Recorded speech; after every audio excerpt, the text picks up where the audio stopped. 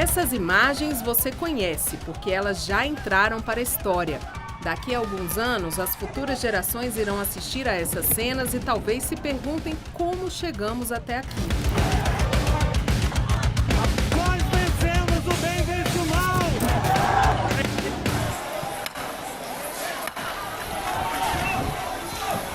Um mês depois do inesquecível 8 de janeiro de 2023, você vai conhecer depoimentos inéditos de quem foi testemunha ocular dessa história. Depois daquele domingo de terror, como fica a nossa democracia?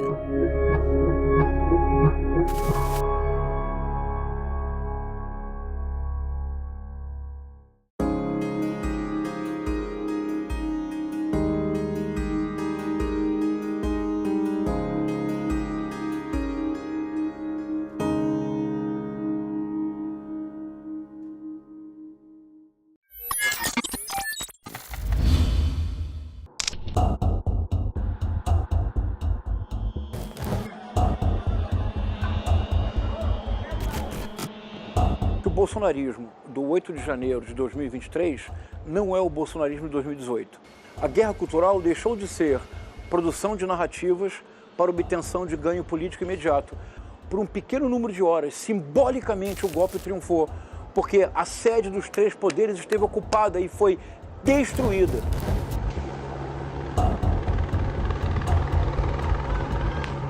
Desde que eu cheguei lá na esplanada, lá na catedral, as coisas estavam muito diferentes. A questão da segurança pública estava muito atípica. O jornalista Renato Alves trabalhou em todas as grandes manifestações que aconteceram em Brasília nos últimos 20 anos. E também fez coberturas de risco no Haiti, na Coreia e na China. Ele nem imaginava que, ao sair para trabalhar naquele domingo, viveria a situação mais traumática da sua carreira. Oi pessoal, eu sou o Renato Alves, jornalista do Jornal Tempo. Eu estou dentro do Congresso Nacional, perto da escada que dá acesso ao Salão Verde. E eu vou fazer o vídeo na medida do possível por questão de segurança. Já recebi bomba da polícia, também estou sendo hostilizado pelos manifestantes. Nesse momento eu não tenho como sair do Congresso. A notícia das agressões sofridas pelo Renato e por mais 15 jornalistas que trabalhavam no dia 8 de janeiro ganharam as páginas dos jornais. Mas ele ainda temia mostrar o rosto. Renato topou falar com a nossa equipe e voltou pela primeira vez ao Congresso Nacional.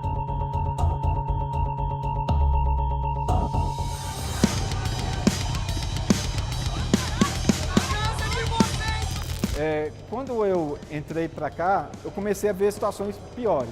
Tipo o quê? Num desses momentos, eu vi pessoas entrando por esses corredores. E pessoas já com cara escondida, com toucas, com gorros. Então, a partir daqui, você já viu uma cena de confronto? Já, claramente. Já tinha resistência aqui? Já tinha bomba estourando, já tinha gás lacrimogêneo. Eu já tinha aspirado muito gás nesse momento. E aqui no Salão Verde, qual que era o cenário? A multidão já tinha invadido o plenário. Quando eu olhei para cá, estava acontecendo outro confronto ali. Era a tentativa de invasão ao Senado. Eu olhei e comecei a caminhar, filmando para cá. Tudo isso eu fui filmando. Quando eu filmei, cheguei nesse cantinho aqui, eu consigo filmar uma dessas pessoas que estavam aqui dentro roubando um desses presentes, um jarro. Ela sorriu e botou dentro da mochila. Eles estavam tentando invadir o Senado. Estava escuro, as pessoas com seus celulares. Eu consegui atravessar pro tapete azul. Na hora que eu pisei no tapete azul, veio uma mão, alguém por trás e puxou meu colarinho. E puxou, peraí, quem é você? O que você está fazendo aqui? Por que você não está vestido igual um patriota? Aí começou terror e pânico. Me puseram de joelho e começaram a me filmar, fotografar vários deles, que só aumentava o número de pessoas. Filmando, fotografando, xingando. Eles estavam dando ordens, estavam pegando minhas imagens e passando por grupos. Eles mesmos já estão falando que estavam passando pelos grupos de WhatsApp deles, dos grupos bolsonaristas, vamos deixar bem claro, eles mesmos falavam isso, que eram os grupos dos patriotas. E num desses momentos eu senti uma arma aqui. Na hora que eu vi uma pistola, um deles pôs a pistola aqui e falaram que eu não saía daqui mais.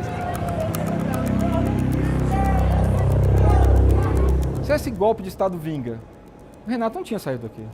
O Renato não estava aqui para contar essa história.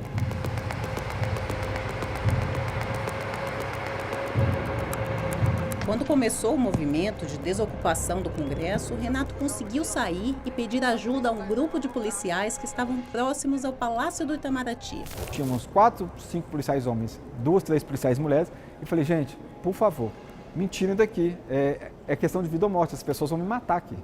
Eu preciso ir embora daqui. E ele, quem é você? Eu sou jornalista, está aqui meu documento. Por favor, deixa eu pelo menos ficar aqui dentro desse cercadinho até alguém me buscar. A resposta que eu ouvi dos policiais militares, agentes de segurança pública, a gente não pode fazer nada pelo senhor. Aí eu comecei a chorar, assim, por favor, eu tenho filha, eu tenho esposa, eu preciso ficar em segurança. Não podemos fazer nada pelo senhor. No dia seguinte, eu ia ver que alguns deles tinham sido filmados por outras equipes, filmando, fazendo vídeos da invasão, fazendo até selfies, mas eu ainda não sabia disso, né? Tá do nosso lado! Tá do nosso lado! A polícia tá do nosso lado! Pátria! Brasil! Brasil! Vai proteger? Vai proteger? Vai proteger nós, a polícia do distrito!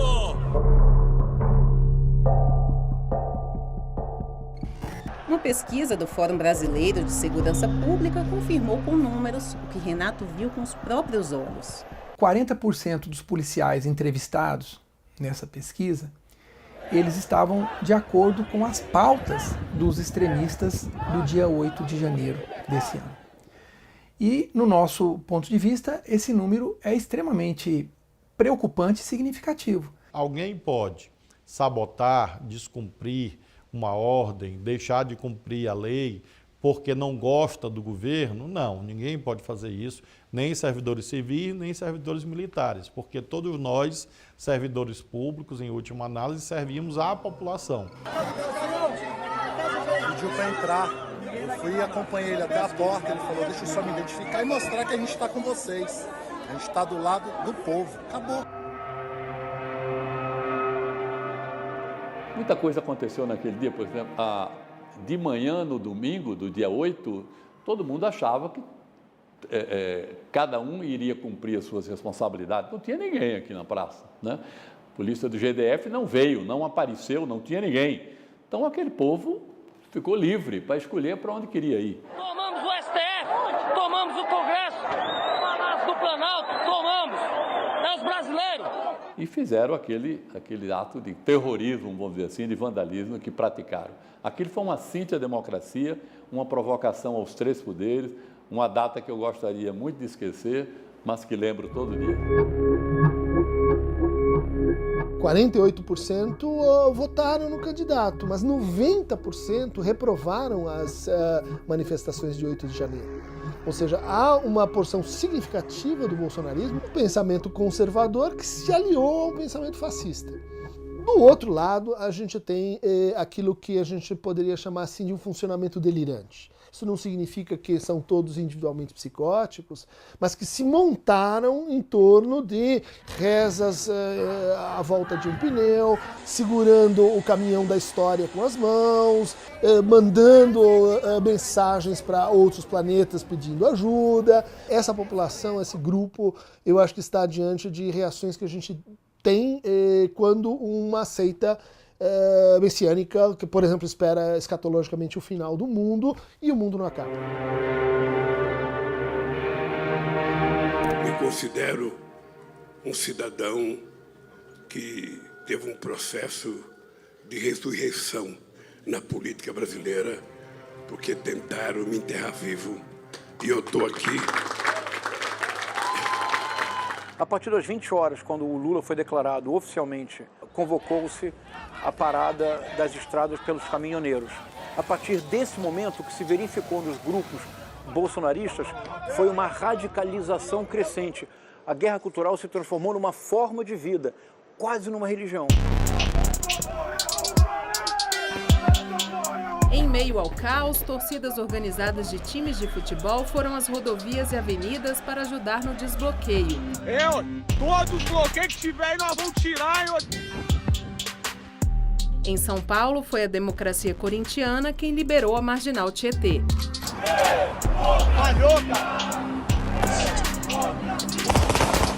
É o absurdo de caras fechando vias, estradas e com o aparato policial, com a escolta policial e travando e prejudicando os trabalhadores.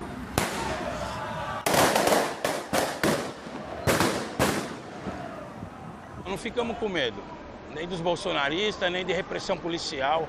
A gente é um setor organizado que a gente é reprimido por natureza, seja no estádio ou seja, mano, uma maioria que mora na periferia. Desde a vitória do presidente Lula, aconteceu um movimento, uma escalada de movimentos de contestação aos resultados e de ataque às instituições democráticas. O marco disso é a montagem do acampamento em frente ao QG do Exército.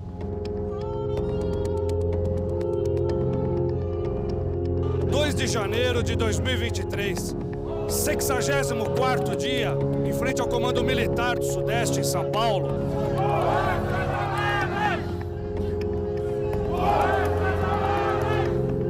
O senhor, então, veio ao acampamento que foi montado aqui no Quartel-General de Brasília?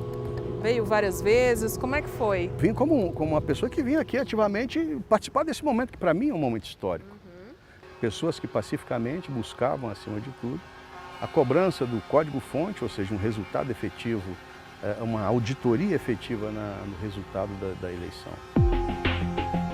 No ano de 1964, o Exército Brasileiro deu uma resposta, uma pronta resposta sobre isso. Então, por isso que eles tinham, e talvez eles foram os principais fomentadores, de que pudesse ser aqui na frente do QG em Brasília. Do ponto de vista das nossas Forças Armadas, né, o que há que se lamentar, por exemplo, é a tolerância que ela teve, por exemplo, com o acampamento no quartel-general, que durou meses, né, e que representou, sim, um apoio aos manifestantes e, mais do que isso, né, alimentou um imaginário de que as Forças Armadas estariam do lado das pessoas que participaram dos atos extremistas, né?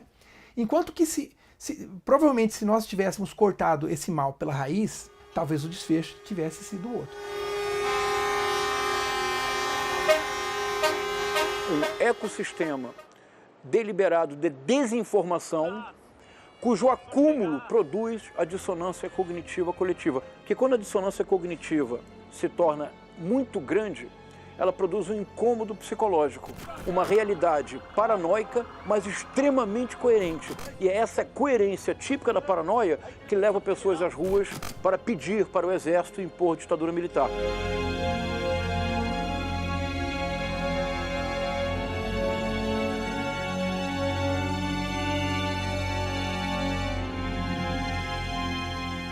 Fake news é uma estratégia narrativa que, partindo de um dado em tese verdadeiro, o dado é deturpado de modo a favorecer uma narrativa.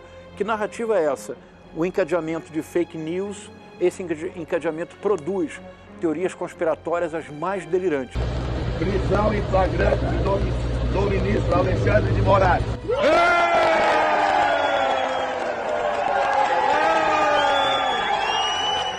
Há muitas pessoas ganhando dinheiro com a radicalização do discurso político, porque a radicalização é o que produz likes. Não vai ter posse!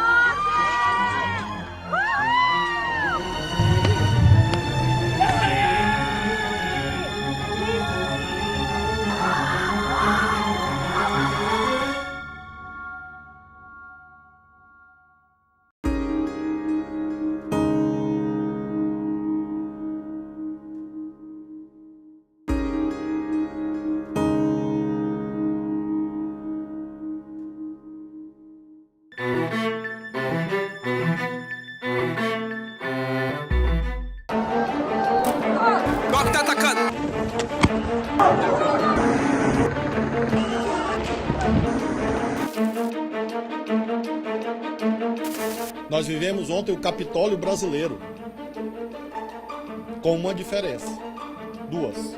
A primeira, não houve óbitos, e segundo, tem mais presos aqui do que lá.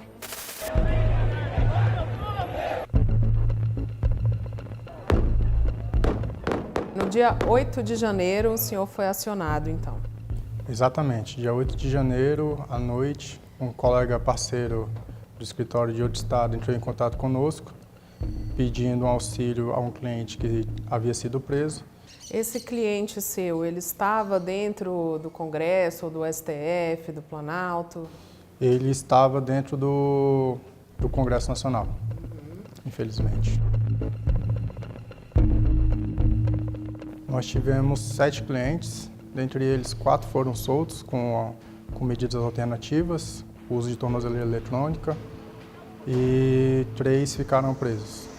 Teve cliente que foi solto porque a gente conseguiu demonstrar que eles não estavam presentes nem no dia 8 e também no dia 9, nem estavam acampados no quartel-general. Eles vieram até Brasília, mas só chegaram em Brasília segunda-feira pela manhã. No quartel-general, desceram do Uber e já foi encaminhado ao ônibus direto à Polícia Federal, sendo preso. A defesa é contra, os atos de violência, tem que ser investigado sim, tem que ser punido sim, mas de acordo com a Constituição. Estamos desesperados aqui, desesperados. Não achem esses terroristas que até domingo faziam baderna e crimes e agora reclamam porque estão presos, querendo que a prisão seja uma colônia de férias. Não achem que as instituições irão fraquejar.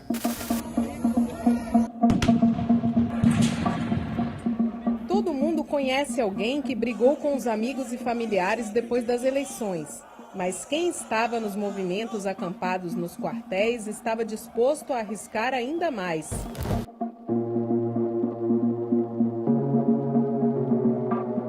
Um casal de moradores da zona rural de Braslândia, no Distrito Federal, deixou para trás um rastro de abandono. Evandro Eugênio de Miranda e a esposa, donos de um hotel para cães e gatos, foram presos após participarem dos atos no dia 8. Algumas protetoras que tinham animais aqui com ele, tentou ter contato com ele, não conseguiu, aí decidiram vir aqui até o local, foi onde souberam da prisão dele, que o local estava abandonado, os animais estavam aqui à própria sorte. Ele estava acampado na porta lá do QG, né? Então os animais já estavam aqui abandonados há meses, né? Essa casa daí morava o Evandro, a esposa, os 4 filhos. Me diga uma coisa, os filhos ficaram onde quando eles estavam lá no QG? Ficavam aqui sozinhos. Era o mais velho cuidando dos 3 mais novos. Se eu não me engano é 12, o mais velho, tem 12 anos. Depois que Evandro e a esposa foram presos, os filhos do casal ficaram com uma vizinha até serem entregues a parentes. Nossa equipe tentou falar com a vizinha, que não quis dar entrevista. Nós não conseguimos contato com a defesa do casal. Alguns responsáveis vieram buscar os seus animais e já destinaram a clínicas veterinárias. E os que não tiveram tutores, a gente terminou levando para o nosso abrigo.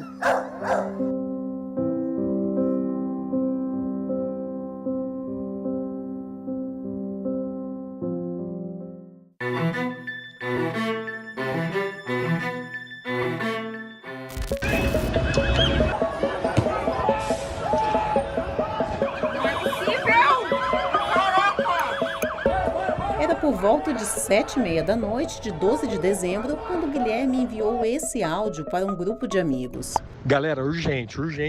Eu tava no ônibus agora no meio da W3 e ele foi atacado pela galera bolsonarista. Eles estão jogando rojão em ônibus, machucou, quebrou jogou uma pedra no ônibus que eu tava, machucou a menina que tava dentro do ônibus. Eles estão fechando toda a W3 aqui ao redor do Brasília Shopping. Tá sinistro. Ele voltava do trabalho de ônibus e tudo parecia tranquilo naquele dia que o presidente eleito Luiz Inácio Lula da Silva foi diplomado. Faltavam 19 dias para o fim do mandato de Jair Bolsonaro e seus apoiadores promoveram uma noite de terror e violência na região central de Brasília. Foi aqui mesmo. Era esse caminho aqui. Aqui você desceu do ônibus e... Corri pra cá. Aí aqui estourou a bomba, tava cheio de fumaça aqui. Quando eu comecei a correr ali pro setor hoteleiro norte, eu vi 2 cenas que me chamaram muita atenção, que foi o pessoal batendo nesse quiosque de ferro para depredar o quiosque de ferro sem nenhum motivo e uma cena de uma mãe protegendo o seu filho, criança, perto do poste, tal como eu, sem entender nada do que estava acontecendo. Ali me deu medo. Parecia um cenário de guerra, sem você entender que guerra é aquela.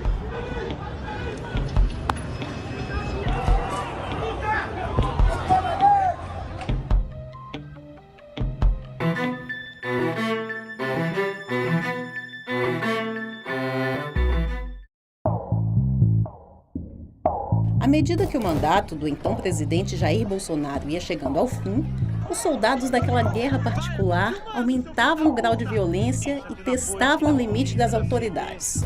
No dia 24 de dezembro, bolsonaristas tentaram explodir uma bomba perto do aeroporto de Brasília, algo que foi planejado no acampamento em frente ao QG do Exército.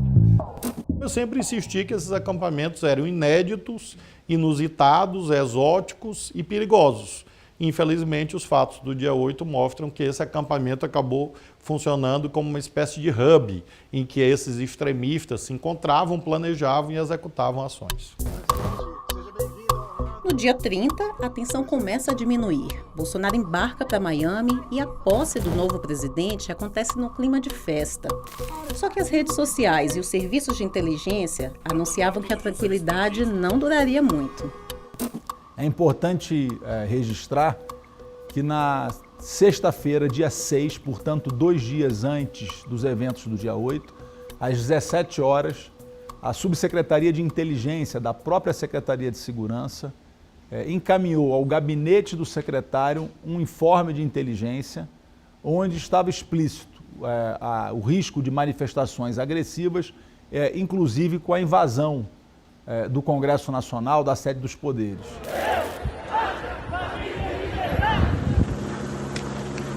No dia 2, o senhor Anderson Torres, ex-ministro da Justiça de Bolsonaro, assume a Secretaria de Segurança Pública do Distrito Federal, faz uma série de trocas no comando da secretaria, gerando, claro, uma instabilidade e viaja. Você tem, por exemplo, nesse período, boa parte dos comandantes da Polícia Militar, dos subcomandantes, comandantes de batalhões, estavam de férias.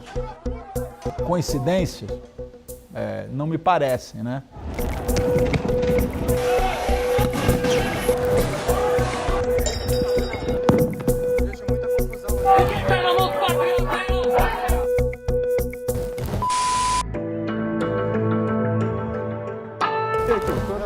Tô, rapaz, que bom te encontrar. E é mesmo. Primeira vez que vocês se veem desde o dia 8, né? Primeira vez. A gente só falou por mensagem de texto em aplicativo, porque o Heitor foi meu anjo aquele dia, né? Foi ele que caiu do céu aqui. Foi o único cidadão que me ofereceu ajuda. Renato Alves, jornalista que foi agredido dentro do Congresso Nacional, só conseguiu sair da esplanada no dia 8 porque encontrou o Heitor, que é engenheiro da empresa Brasil de Comunicação e também um curioso que gosta de desmascarar as fake news. O meu sogro recebia muito vídeo fake. Quando chegou nesse domingo, a minha esposa estava lá na casa do meu sogro, em outra cidade. E ela me mandou mensagem: meu pai está recebendo um monte de vídeo fake. Ela já cravou que era fake. Vou lá dar uma conferida, vou lá realmente para ver se é. Filmei, tirei algumas fotos, eu falei, vou embora. Foi aí quando tudo isso aconteceu. Dessa vez não é mentira não, é a versão brasileira do Capitólio. Aí o Heitor falou assim, não, entra, se quiser eu te levo em casa, eu te levo onde você quiser. Meu carro está ali, perto do ministério, e a gente vai andando. No fim das contas, eles nem protegeram o cidadão aqui, outros cidadãos que talvez estavam em perigo, como muito menos o patrimônio público, menos ainda a democracia. Tentamos ouvir a Polícia Militar do Distrito Federal, mas eles não responderam nosso pedido de entrevista. Já o Exército informou em nota apenas que os fatos estão sendo apurados pelas autoridades competentes. Separando o joio do trigo, é muito importante registrar que houve erros, tem policiais em postos de comando que cometeram erros, mas nós temos também 44 policiais militares feridos em combate, na defesa da democracia.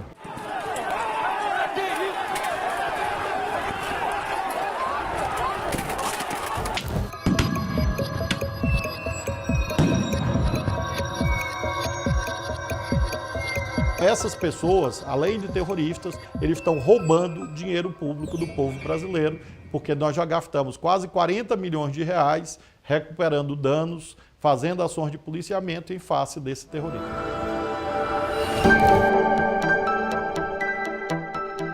Um mês depois dos atos antidemocráticos, o Supremo Tribunal Federal abriu os trabalhos com um plenário reformado. No Palácio do Planalto e no Congresso Nacional, os vidros e as paredes já não têm as marcas daquele dia. O que ainda leva um tempo para ser restaurado são as obras de arte. Nós nunca conseguimos voltar 100% ao que a obra era e nem é esse o objetivo. O objetivo é dar condições para que aquela obra de arte esteja à disposição, mas sem esquecer que ela não é mais no estado original que ela foi feita pelo seu autor. Para você chegar lá e ver essas obras, esses móveis únicos, no estado que estavam? Essa pergunta, quando você faz essa pergunta, eu já respondi ela algumas vezes, inclusive, e toda vez que você toca nesse assunto, eu consigo sentir um arrepio, porque é aquilo que eu senti na hora que eu entrei lá no Senado, que eu vi aquele cenário. Quando eu vi aquela obra no chão, jogada, é assim, você tem uma sensação de de uma guerra, de algo que aconteceu, assim, um cenário de guerra. Elas destruíram um patrimônio tangível, né, um patrimônio físico, como esse quadro, por exemplo. E elas queriam destruir mais, elas queriam destruir talvez o nosso principal patrimônio, que é a democracia, que é ser um Estado democrático de direito.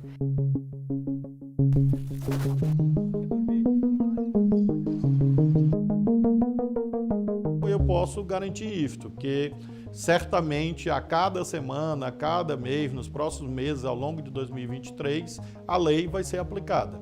Posso lhe garantir uma coisa, o 8 de janeiro nunca mais vai acontecer.